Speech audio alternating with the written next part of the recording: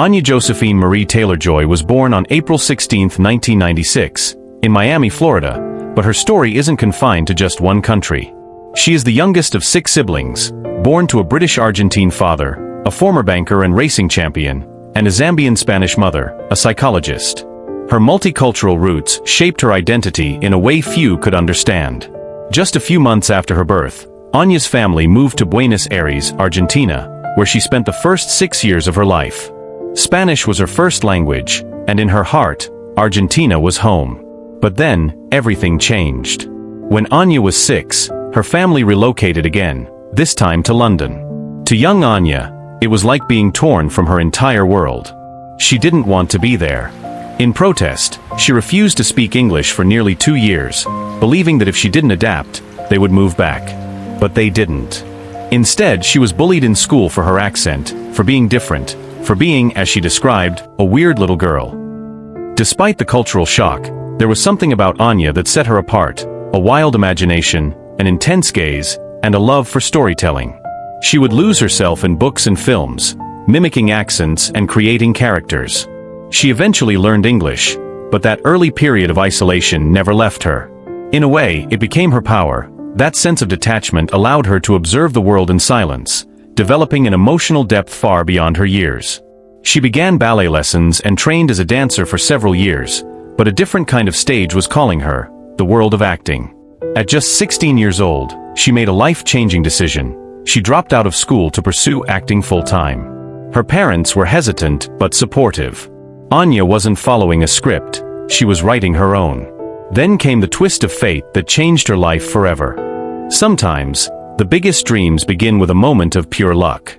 For Anya Taylor-Joy, that moment came while she was simply walking her dog outside her home in London. She was just 17. A talent scout from Storm Management, a modeling agency that once discovered Kate Moss, spotted her. He saw something in her walk, in her eyes, something haunting, beautiful, and cinematic. Anya was hesitant about modeling, but she agreed. Not for the runways, but to somehow inch closer to the film world. And it worked. During a photo shoot, she caught the attention of a casting director. Soon after, she landed her very first role, a small part in the 2014 film Vampire Academy. The role was later cut from the final edit, but it didn't matter. Bigger things were coming.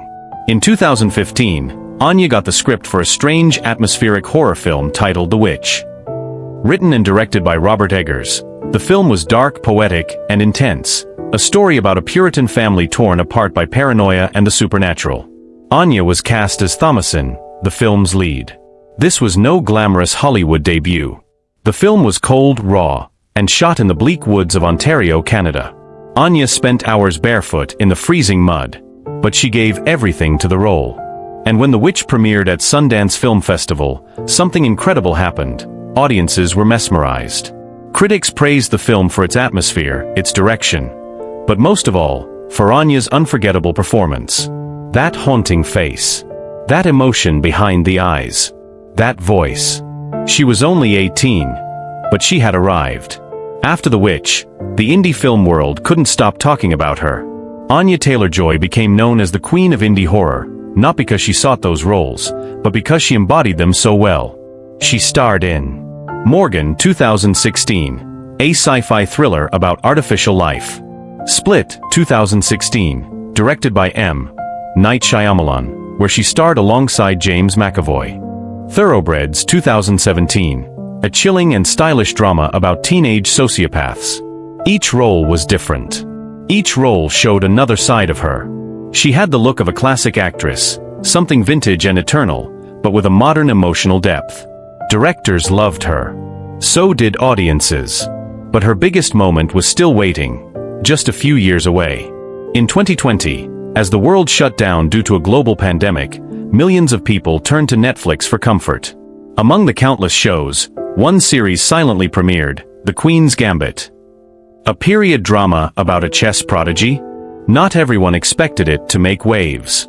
But the moment Anya Taylor-Joy appeared on screen as Beth Harmon, the world was hooked.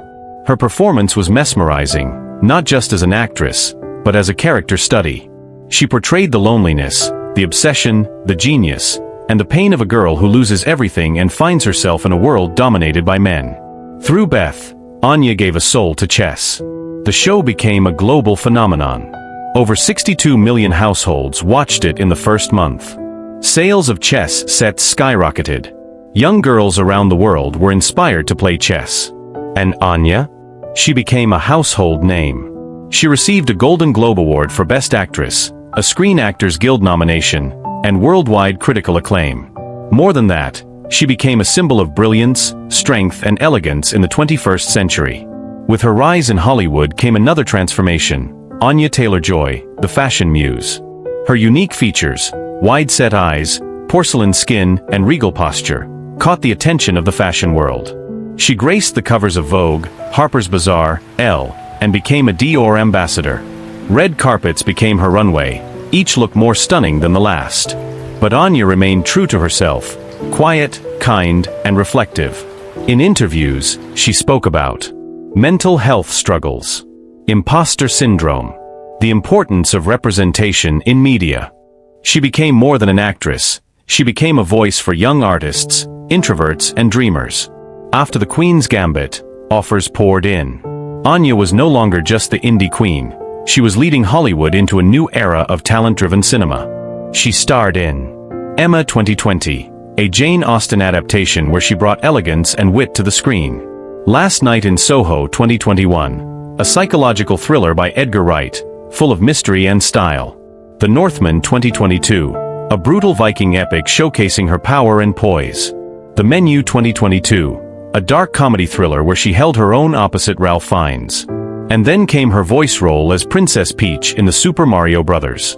Movie 2023, proving that she could shine even in the world of animation and family entertainment.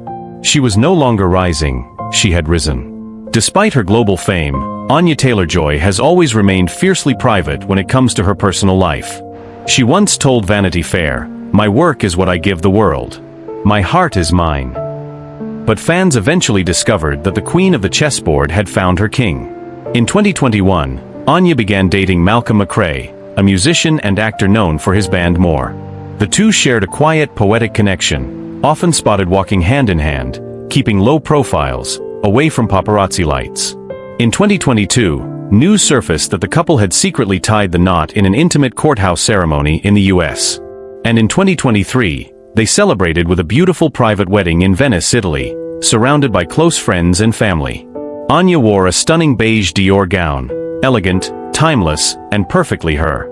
Though she still doesn't post much on social media, those close to her say she is happier than ever, balancing the chaos of Hollywood with the calm of love and home. By 2025, Anya Taylor-Joy has become more than just an actress. She's a symbol. A symbol of quiet strength, of intelligent femininity, of mystery, depth, and grace. She's worked with the biggest names in the industry. Directors like Robert Eggers, M. Night Shyamalan, Edgar Wright, and George Miller, who cast her as Furiosa in the 2024 film Furiosa, a Mad Max saga, where she took on the iconic role once played by Charlize Theron. Critics were blown away. Her performance was raw, fierce, and unforgettable, solidifying her as an action star as well. And yet, she still chooses her roles carefully. No superhero franchises. No unnecessary fame. Just roles with meaning. At only 29 years old, Anya Taylor-Joy has starred in Oscar-nominated films, won a Golden Globe, played royalty, witches, warriors, and geniuses, captivated audiences across the world, without ever raising her voice. She is proof that you don't need to be loud to be powerful, that you can be strange, soft, sensitive, and still take over the world. Anya once said in an interview, "I never wanted to be famous. I just wanted to tell stories." And yet here she is, a global star, a fashion icon, and a role model. But for Anya Taylor-Joy, this isn't the end. It's just another move in a very long game. And if her story has taught us anything, she's always thinking 10 steps ahead.